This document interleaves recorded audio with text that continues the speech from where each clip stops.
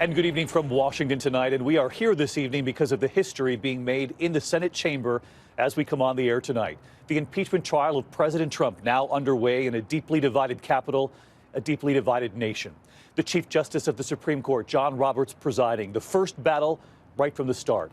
A fierce argument over the rules laid out by Senate Majority Leader Mitch McConnell. The Democrats calling it a cover-up, arguing McConnell's framework does not allow evidence from the House investigation and gives no promise of any new witnesses.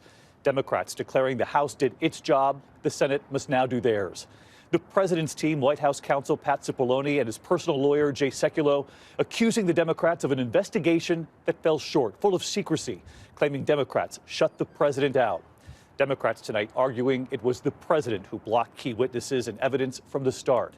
And what we noticed when I was allowed to sit in on the impeachment trial today, the key senators who were taking copious notes. ABC's Mary Bruce was with us all day here, and she leads us off tonight. The Senate will convene as a court of impeachment. With a bang of his gavel, Chief Justice John Roberts opening the Senate impeachment trial of President Trump. 100 senators sitting in silence, their cell phones tucked into cubbies outside the chamber. Hear ye, hear ye, hear ye. All persons are commanded to keep silent on pain of imprisonment. But from the outset, a fierce clash as Republican leader Mitch McConnell proposed his rules to govern the trial. It sets up a structure that is fair, even-handed, and tracks closely with past precedents. McConnell's plan would have compressed the trial, giving each side just 2 days to present their case, forcing marathon 12-hour sessions. He also wanted to exclude at the outset all of the evidence Democrats gathered in the House investigation. A trial without evidence is not a trial. It's a cover-up.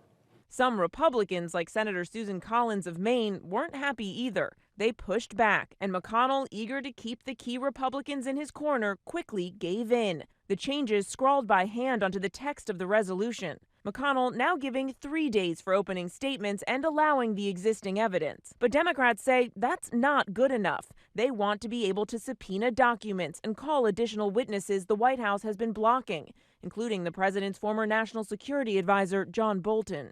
The House calls John Bolton. The House calls Mick Mulvaney. Let's get this trial started, shall we? We are ready to present our case. We are ready to call our witnesses. The question is, will you let us? Some Republicans have suggested they could do just that. Well, I think it's important to hear from John Bolton and perhaps other witnesses, obviously from both the defense as well as the prosecution. Democrats urging Senator Mitt Romney and his colleagues to take a stand. The House did its job, so now it's up to you. You can end President Trump's obstruction. But the president's lawyers are fighting back. They say House Democrats should have let the courts decide the question of witnesses. Obstruction? For going to court? It's an act of patriotism to defend the constitutional rights of the president. Democrats introducing one resolution after another, trying to change the rules to allow them to subpoena documents, but their efforts failing. White House counsel Pat Cipollone saying it's time for the two sides to make their case. It's long past time that we start this so we can end this ridiculous charade and go have an election. And so the trial underway tonight. Mary Bruce live inside the Capitol, not far from where we're broadcasting tonight. And Mary, as you know, reporters are allowed in. You must get a pass. I sat in on the impeachment trial for a time today, and I noticed so many of those key moderate Republicans you've reported on here for days, really weeks now. Susan Collins, Lisa Murkowski, Mitt Romney, all taking copious notes. Mitt Romney had a notebook in hand, and they actually hold the power here when it comes to deciding whether they're going to join Democrats in asking for witnesses.